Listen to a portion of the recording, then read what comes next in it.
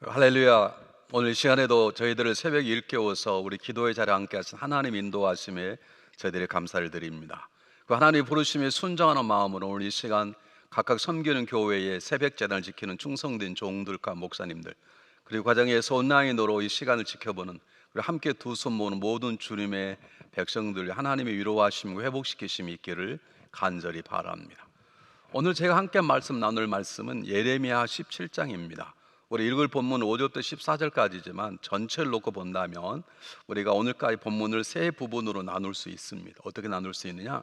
1절부터 4절까지는 유다의 죄와 심판에 대한 얘기를 하고 있고, 5절부터 11절은 두 길, 하나님의 은혜 가운데 복된 길, 하나님 심판을 받아서 어려운 가운데 사는 길, 두 길에 대한 얘기가 나오고, 12절 14절까지 예레미야의 기도가 나옵니다.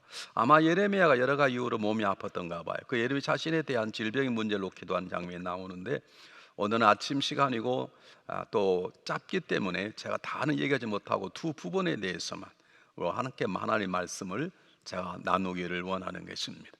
우리가 예레미야서를 읽으면 읽을수록 사실은 마음이 굉장히 무거워지고 어깨를 뭐가 누른 것 같습니다. 왜냐하면 주로 이스라엘 민족의 죄와 그리고 죄를 회복해 하시는 하나님 역사심이 얘기인데, 워낙 이스라엘 민족이 둔한 백성이 되어서 계속 하나님 지적을 받습니다. 이런 글을 읽다 보면 우리에게도 우리가 완전치 않기 때문에 우리가 집사가 되고 권사가 되고 또는 장로와 목사가 되고 또는 하나님께서 부름받은 부르심을 불려준 자리에 앉은 기도 일꾼이 할지라도 우리의 마음속에는 아직도 연약한 부분이 있고 때또는 넘어지고 쓰러지는 죄성이 있기 때문에 우리들의 말씀, 우리를 향한 말씀으로 들려 좀 힘들 때가 있습니다. 근데 여러분, 성경을 한번 고시보 볼 필요가 있습니다. 성경을 한번 깊게 더 들어가 볼 필요가 있는 것입니다. 하나님 왜 이스라엘 백성의 죄를 구체적으로 얘기를 하고, 그리고 그들에게 왜 심판과 징벌을 내리겠다고 말씀하신 이유가 무엇인지, 그리고 중간 부분에 또 놀랍게도 새로운 복된 삶을 사는 시편 1편에 나온 같은 내용의 글을 실어서 이스라엘 민족에게 그렇게 잘 살아야 되는 길이 있다는 것을 하나님께서 왜 말씀해 주시는가? 뭐라고 생각하십니까? 우린 금방 알 수 있습니다. 오늘 성경 본문은 우리에게 주시는 하나님의 사랑의 고백의 메시지인 것입니다. 잘 보십시오. 오늘 이스라엘이 너희가 죄가 지었다 그러지 않고 1절에 보면 1절에 보면 그들의 죄를 철필로 마음에 새겼다. 그러니까 그들이 구체적으로 어떤 죄를 짓고 있는지를 하나님은 다 보고 계신 것이에요. 여러분 한번 생각해 보시길 바랍니다. 우리의 시선은 누구를 향하고 있습니까? 때때로 우리 원수를 향해서 우리 시선이 갈 때 있지만, 우리 일반적으로 우리가 사랑하고 싶은 사람, 사랑받고 싶은 사람, 사랑을 주고 싶은 사람에게 우리는 시선이 가게 되어 있는 것입니다. 하나님께서 이스라엘 민족의 모든 정난한 죄를 다 기억하고 있고 보고 계시다는 것은, 하나님은 이스라엘 민족에 사랑하신다는 뜻입니다. 여러분, 어떤 사람이 죄를 지적하고자 하는 것은 그 사람을 사랑하는 마음이 있기 때문이지, 나와 전혀 관계없는 사람이라면 그가 무슨 죄를 저질렀든 기억할 필요도 없고 그걸 얘기할 필요도 없는 것입니다. 오늘 성경 본문은 제일 첫 번째 얘기는 이스라엘 민족이 유다의 죄를 지적하시면서 그들의 심판을 얘기하시면서 하시는 그 밑바닥에 깔려있는 이유는 내가 너를 사랑한다는 하나님의 사랑의 고백입니다. 그래서 하나님은 하나님의 시선을 죄 많은 유다에게 돌리고 있는 것입니다. 우리 성경 한번 보실까요? 시편 17편 8절, 우리 다윗의 고백을 한번 봤으면 참 좋겠습니다. 다윗이 뭐라고 고백하냐면, 나를 눈동자같이 지키시고 주의 날개 그늘 아래 감추사. 눈동자 지키는 말은 무슨 말이냐면, 우리가 거울을 봐서, 여러분 대개 가서 거울을 보시면 큰 거울 보면 거울 안에 내 얼굴이 보이고 내 안에 눈동자가 보이잖아요. 우리가 어떤 사람의 눈동자를 가까이 들여다보면 그 눈동자에는 내 모습이 보이잖아요. 그런 뜻입니다. 하나님 우리 가까이에서 우리를 지켜보신다는 표현이, 나를 눈동자처럼 보신다는 뜻이 그런 뜻입니다. 귀하게 여긴다는 뜻도 있지만 나를 가장 가까이에서 나에게 시선을 맞추고 계시다는 것이죠. 왜 하나님 나를 시선을 맞추게 해요? 내가 잘못된 걸 찾아서 심판하고 징벌하고 좁혀시려고요? 아닙니다. 하나님 우리를 사랑하셔서 그렇습니다. 하나님 우리가 승리할 때나 패배할 때나, 하나님 우리가 성공할 때나 실패하는 관계없이 하나님은 우리에게 시선을 두고 계십니다. 왜냐하면 우리를 너무나 사랑하시기 때문인 것입니다. 뿐만 아닙니다. 하나님 우리를 바라보고 계실 뿐만 아니라 우리 모든 걸 다 하시는 것입니다.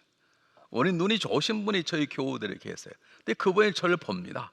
목사님 오늘 넥타이가 좀 깨끗하고 좋습니다. 오늘 양복이 멋집니다. 다음 주에도 그 양복 입고 오십시오. 그렇게 말씀하신 분이 저희 교회에 계세요. 그렇게는 저를 볼지 모르지만 제 마음과 제 속마음과 제 마음의 상처와 제 안에 있는 두려움과 갈증과 제 주변에 있는 모든 문제를 다 보지는 못하죠. 근데 주심은 우리를 바라보실 뿐만 아니라, 하나님은 우리에게 시선을 집중할 뿐만 아니라 우리의 모든 것을 다 알고 계시는 것입니다. 나의 모든 걸 다 아신다는 말은 우리를 사랑하신다는 뜻입니다. 우리는 아내를 사랑하는 것만큼 아내를 알고, 우리는 남편을 사랑하는 것만큼 남편을 알고, 우리는 자녀를 사랑하는 것만큼 자녀를 알게 되고, 우리는 주님이 세우신 교회를 사랑하는 것만큼 교회의 깊은 모든 사정들을 알게 되는 것입니다. 여러분, 모른다는 말은 사랑하지 않는다는 말과 일맥상통하는 것입니다. 하나님 우리 모든 것을 왜 아십니까? 우리를 사랑하셔서 지켜보시고 우리를 가장 가까이 계시기 때문에 우리의 마음의 아픔도 슬픔도 억울함도 고통도 모든 걸 다 아시는 것이죠. 우리 성경이 뭐라고 있는가? 시편 139편, 이번도 다윗의 고백인데 함께 봤으면 참 좋겠습니다. 여호와여, 주께서 나를 살펴보셨으므로 나를 아시나이다. 주께서 내가 안고 일어섬을 아시고 멀리서 나의 생각을 밝게 아시오며, 나의 모든 길과 내가 눕는 것 살펴보셨으므로 나도 모든 행위를 잃게 아시오니 여호와의 내 혀의 말을 알지 못하는 것이 하나도 없으시니이다. 하나 우리 모든 걸 다 아신다. 내 머리카락 수도 세시고 나도 모르는 내 마음도 아시는 거예요. 스쳐 지나가는 내 마음도, 방금 무슨 생각이 들었지 나는 내 마음을 모르겠는데도 하나님은 내 마음을 아십니다. 왜요? 우리를 사랑하는 눈으로 지켜보시고 헤아리시기 때문에 하나님은 우리의 모든 것을 아시는 것입니다. 하나님 우리를 보시기에 우리의 죄된 모습을 아시는 것입니다. 그걸 그냥 둘 수 없는 것입니다. 그냥 버릴 수 없기 때문에 하나님 우리의 잘못을 지적하시고 징벌을 얘기하시는 것입니다. 여러분, 사랑하지 않는 사람이 넘어지든 깨어지든 무슨 관계가 있습니까? 우리가 사랑하기 때문에 잘못을 얘기를 하고 그렇게 하면 안 된다고 걱정을 하고 하는 것처럼, 하나님께서 우리에게 심판과 징벌을 얘기하는 것은 하나님께서 화가 났다는 것이죠. 우리처럼 화가 나서 한번 해보겠다는 그 뜻이 아닙니다. 하나님은 우리를 너무 사랑하셔서 우리에게 항상 시선을 두고 계십니다. 하나님 우리를 너무 사랑하셔서 우리 모든 걸 다 아십니다. 그리고 우리가 때때로 넘어지고 유다처럼 자기의 잘못을 자기의 마음에 새길 만큼 죄가 가득해도 그분은 우리를 버리실 수가 없으시는 것입니다. 그래서 우리의 잘못을 지적하시고 말씀하시고 깨우쳐 주시려고 그분은 입을 여시는 것입니다. 한번 성경 한번 보실까요? 뭐라고 말하는지. 제가 항상 감동적으로 읽는 본문입니다. 이사야 54장 10절 한번 보겠습니다. 저는 이 본문이 제가 목회하고 때때로 힘들 때, 목회자도 좌절할 때가 있고 두려울 때가 있고 좀 그럴 때 있잖아요. 목회자가 완전한 건 아니니까. 그럴 때 저에게 위로가 되고 제 힘이 되어주는 하나님의 말씀입니다. 한번 읽어보겠습니다.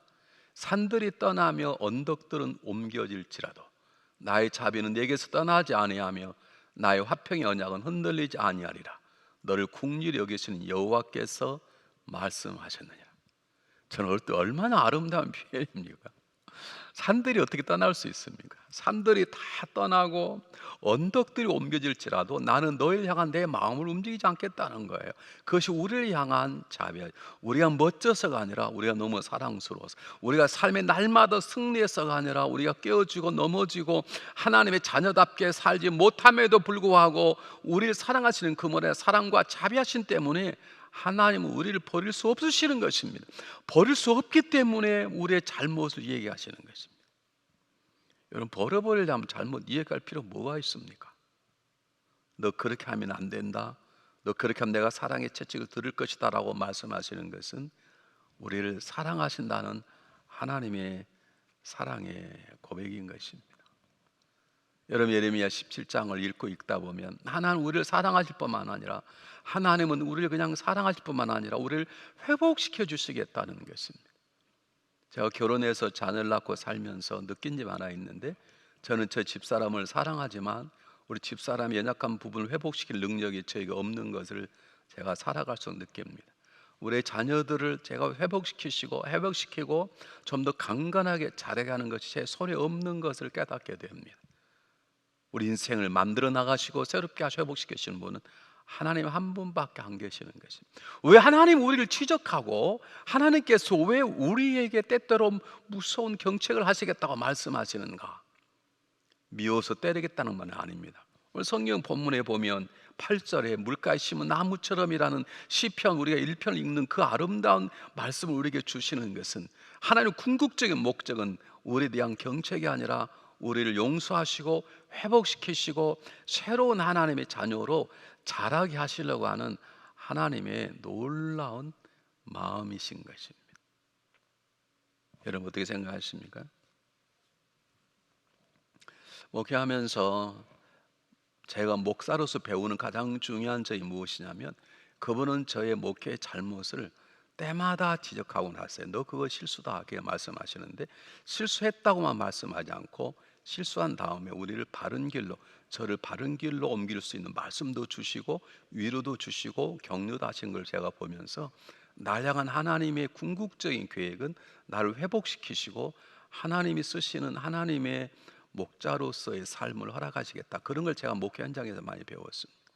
저는 때때로 쓰러지고 깨어지고 참 부끄러운 목사로 삶을 살아가지만, 이렇게 서 있는 가장 중요한 것은 지금도 나에게 시선을 집중하시고 지금도 나를 찾아오셔서 사랑의 손길로 나를 이렇게 세워주시는 하나님의 회복케 하시는 손길이 있기 때문에 제가 지금 여기 서 있는 것이고, 여러분도 지금 그 자리에서 하나님의 말씀을 듣고 계시는 것입니다. 여러분 이것을 놓쳐서는 안 됩니다. 하나님 우리를 나무라시는 건 나무람이 마지막이 아닙니다. 그건 우리를 회복시키고자 하는 하나님의 새로운 사인일 뿐입니다. 우리 한번 성경 한번 보겠습니다. 하나님께서 우리를 회복시키시는데 어떻게 회복시키느냐? 지금 성경 본문에 말씀하신 것처럼 예레미야 입을 통해서 말씀을 하잖아요. 하나님의 말씀을 통해서 우리를 바로 세우시게 말합니다. 디모데후서 3장 16, 17절 한번 보겠습니다. 아주 중요한 말씀이고 우리가 기억해야 될 말씀인데요, 모든 성경은 하나님의 감동으로 된 것으로 교훈과 책망과 바르게 함과 의로 교육하게 유익하니 이는 하나님의 사람으로 온전하게 하며 모든 선한 일을 행하는데 능력을 갖추게 하려 함이라 그랬습니다. 하나님의 말씀을 주시는 것은 말씀을 통해서 우리 잘잘못을 따지고 잘하면 상 주고 잘못하면 채찍하겠다는 뜻이 아니라, 우리에게 거울을 주셔서 우리 거울을 통해 내 얼굴에 있는 수검덩이를 지우게 하는 것처럼 하나님의 말씀을 주어서 은혜 받게 하시고, 그 하나님의 말씀을 비추어 내 자신을 돌이켜보게 하고, 그 하나님의 말씀을 능력으로 다시 한번 회복에 일어나 하나님 올바른 행하는 하나님의 의로운 자로 살아갈 수 있도록 우리에게 말씀을 주셨습니다. 말씀이 먼저입니다. 우리 살다 보면 자녀의 잘못이 있을 때, 또는 부부간의 잘못이 있을 때 우리는 말씀으로, 얘야 하나님 말씀이 이러지 않냐? 이렇지. 그런데 넌 좀 틀린 거 아니? 이렇게 말하지 않고 우리 무조건 나무라고 봅니다. 그게 나무란 거 다행이에요. 어떤 가정은 때리잖아요. 때린다 그럽니까? 우리끼리 그냥 패잖아요. 우리 부부간에도 그렇습니다. 여보, 내가 생각해보면 하나님 말씀이 이런 말씀이 있는데 당신 아무 지나면 그건 좀 잘못된 것 같아. 우리는 이렇게 얘기하지 않고 무조건 틀렸어, 잘못했어 그러잖아요. 그리고 나중에 한다는 말이 사랑해서 하는 말이야. 아닙니다. 사랑하면 하나님 말씀을 먼저 제공하는 게 중요합니다. 하나님의 말씀을 먼저 비추어서 내 자신을 보고, 남을 볼 때도 하나님의 말씀을 비추어서 그 사람을 보아서 그 하나님의 말씀이 그를 세우고 치료하고 의로 교육할 수 있도록, 그에게 바른 길을 보여주고 그 말씀이 스스로 자기 잘못을 깨닫도록 느끼도록 만들어주고, 그리고 그 말씀이 힘이 되어서 다시 바른 길로 가도록, 그래서 하나님이 세우신 의로운 하나님의 종으로 자랄 수 있도록 하나님의 말씀을 통해서 우리에게 역사하시는 것입니다. 여러분 그렇지 않다면 유대인가 죄가 얼마나, 유대인이 죄가 많은지 그 죄를 철필로 박혔다 그러니까 이미 지울 수 없을 만큼 죄가 많다는 거죠.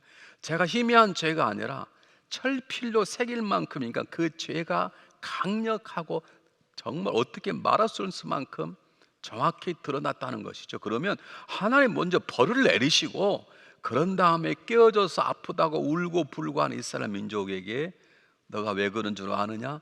너가 이 죄 때문이라 그렇게 말씀하면 되잖아요. 근데 그렇지 않고 하나님 먼저 말씀부터 합니다. 이게 복음입니다. 다시 말하면 내가 이런 계획을 가지고 너 그 길을 갔다 오면 너 죽을 거야. 그런 얘기로 와 우리를 살리는 말씀을 먼저 하시는 것입니다. 사는 우리 인생을 살아가면서 성경을 보기도 하고 또는 말씀도 듣고 수많은 시간을 많이 갖지 않습니까? 하나님은 그 말씀으로 말씀하지 않습니다. 기도할 때 하나님 말씀하실 때가 있습니다. 다른 사람과 대화를 통해 하나님께서 그 사람이 쓰는 나오는 말을 통해서 저에게 말씀하실 때도 있습니다.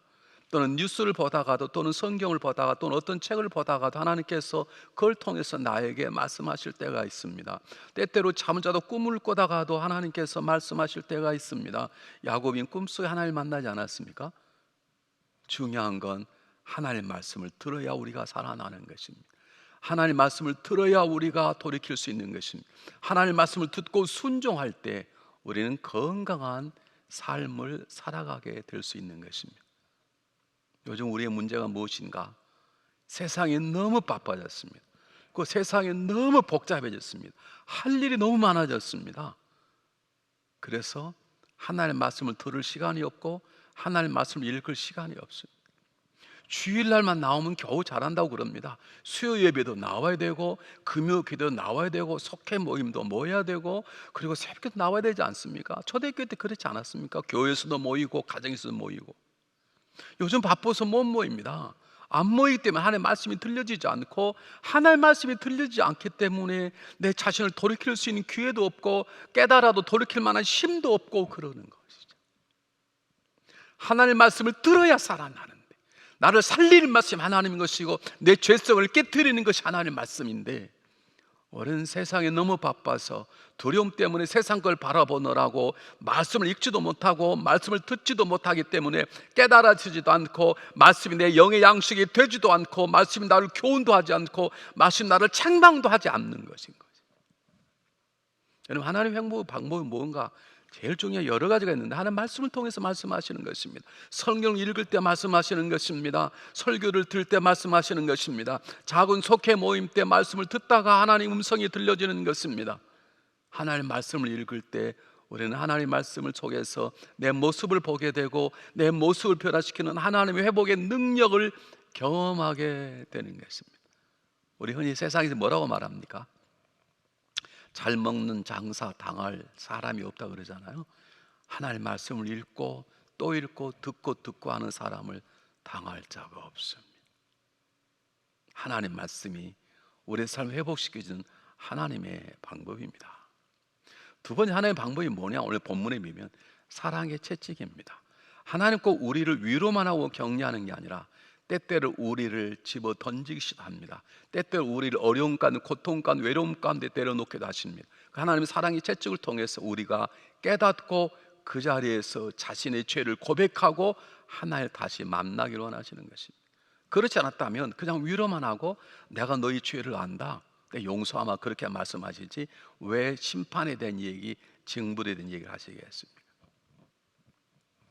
여러분 하나님은 하나님의 백성들이 잘못할 때 때로 사랑의 채찍을 드십니다. 한번 보겠습니다. 히브리서 12장 8절 말씀 아주 중요한 본문입니다. 마음에 새기십시오. 징계는 다 받는 것이거늘 너희가 없으면 사생자요 친아들이 아니냐. 이 말은 무슨 말입니까? 하나님 우리를 정말로 사랑하시고 우리를 그리스도 안에 새롭게 낳으셨기 때문에 때때로 우리를 징계하신다는 뜻입니다. 우리에게 저 말씀이 거룩한 두려움으로 다가오기를 바랍니다. 요즘은 하나님 은혜를 얘기하는 너무 값싼 은혜를 얘기합니다. 여러분 우리가 받았던 은혜가 값싼 건가요? 엄청난 것입니다. 독생자 아들 예수 그리스도가 핏값을 주고 우리가 허락하신 은혜입니다. 비싼 은혜인데 우리는 너무 값싸게 하나님 앞에 알고도 지은 죄 그렇게 다 용서받는 것입니까? 여러분 때때로 하나님은 사랑의 채찍을 하실 때가 있습니다. 때때로 잘 되는 사업이 안 될 때 하나님의 사랑의 채찍이 아닌가 한번 돌이켜볼 필요가 있습니다. 꼭 그렇다는 건 아닙니다. 건강하다 질병이 나를 공격했을 때 꼭 그런 건 아니지만 하나님이 나를 교만을 치시는 것인가 한 번쯤 생각해 볼 필요가 있는 것입니다. 왜냐하면 하나님은 하나님의 사랑한 자에게 징계하시기 때문입니다. 돌아오라고 이끌어 주시기 때문에 그렇습니다. 여러분 옆집 아주머니가 잘못된 걸 여러분 시비 겁니까? 내 집에 내 아내가 잘못된 것은 어떻게 해서 바로 잡으려고 그러잖아요. 내 남편이 잘못된 건 바가지를 긁어서도 바로 잡으려고 노력하잖아요. 근데 옆집 아들이 잘못한 건 내가 시비 걸 수 있습니까? 하나님 왜 우리 때때로 사랑의 채찍을 드시는 것입니까? 우리를 사랑하셔서 이끌어내시기 위해서. 한번 보실까요? 하나님의 마음을 이사야서 한번 보겠습니다. 이사야 30장 26절 말씀 함께 읽어보겠습니다. 여호와께서 자기 백성의 상처를 싸매시며 그들의 맞은 자를 고치시는 날에는 달빛은 햇빛 같겠고 햇빛은 7배가 되어 7날의 빛과 같으리라. 하나님이 우리의 어려움을 허락하셨습니다. 우리의 매맞음을 하나님 허락하실 때가 있으세요. 네, 왜 그렇습니까? 하나님 우리를 치료와 회복시키셔서 새로운 사람으로 빚어내시려는 하나님의 사랑의 채찍입니다. 우리는 그분에게 채찍이 맞으면 아플 것입니다. 그러나 기억하십시오. 그게 사랑의 채찍입니다. 우리에게 매를 드신 하나님도 마음이 아프실 것입니다.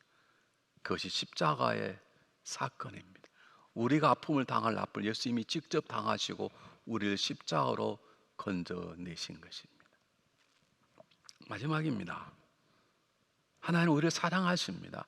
사랑하셔서 우리 죄를 지적하시는 것입니다. 사랑하시기 때문에 우리의 징벌을 얘기하시는 것입니다. 사랑하시기 때문에 시선을 우리에 고정시키시는 것입니다. 우리를 사랑하시기 때문에 우리의 모든 것을 아는 것입니다. 그리고 사랑하시기 때문에 우리의 피할 길, 복된 길도 우리에게 주고 계시는 거예요. 그러면 우리는 한 가지씩가 마음의 작정이 있으면 참 좋겠습니다. 나는 그럼 지금 어디에 서 있는가? 하나님 나를 보시고 너는 시냇가에 심은 나무 같구나 그러실 것인가? 아니면 너도 죄악으로 너의 철필로 너의 가슴에 너의 마음이 죄를 썼구나 그럴 것인지. 여러분 죄란 말은요 하티아라는 단어인데 관역에서 벗어나다 그 말입니다. 화살을 쐈는데 과정에서 표적에서 벗어나는 것을 빗맞았다 그러잖아요. 근데 우리 성경으로 말하는 그게 죄입니다. 다시 말하면 하나님께서 우리가 서도록 하는 그곳에 서지 않는 것이 죄입니다. 여러분 집사가 집사의 자리에 서야 되고 권사는 권사의 자리에 서야 되고 장로는 장로 자리에 서야 되고 목회자는 목회자의 자리에 서야 되는 것입니다. 한 가정의 남편은 남편의 자리에 서야 되고 한 가정의 아내는 한 가정의 아내의 자리에 서야 되는 것입니다. 그것을 번당하는 것이 죄입니다. 내가 누구 사람을 죽이고 누구를 속이고 그것도 당연히 죄지만 그러나 정말 중요한 죄는 하나님이 나를 부르셔서 서라고 한 그 자리에 설 수 있는지. 요즘 연합 새벽기도를 드립니다. 누가 나와야 됩니까? 당연히 목회자 나오지. 목회자인데 안 나온다. 여러분 관역이 빗나가는 거죠. 저도 연합 부흥이야 연합 새벽기도 하면 장로님들 권사님들은 나오셔야 되잖아요. 여러분 하나님이 원하시는 곳에 서는 것이 순종이고 하나님 원하시는 곳에 서지 않는 것이 죄인 것입니다. 이스라엘 민족은 지금 엉뚱하게 서 있는 것입니다. 왜 엉뚱한 곳에 서 있습니까? 하나님에 대한 거룩한 두려움, 하나님에 대한 경외심이 없는 것입니다. 사랑하는 여러분, 요즘은 복음을 강조하다 보면 하나님의 용서와 사랑을 너무 많이 강조해서 하나님의 두려움 대상으로 생각보다는 하나님을 사랑의 대상으로만 여길 때가 있습니다. 그렇다면 왜 하나님께서 심판을 얘기하고 이렇게 죄성을 지적하겠습니까? 여러분 우리는 정말 하나님을 아바 아버지로 부를 수 있어야 합니다. 그러나 그 하나님에 대한 거룩한 두려움, 경외심이 떠나버리면 우리는 마땅히 서야 될 자리에 서 있지 못하게 되는 것입니다. 죄란 하나님에 대한 거룩한 두려움, 즉 하나님을 경외하는 경외심이 살았기 때문에 생기는 것이.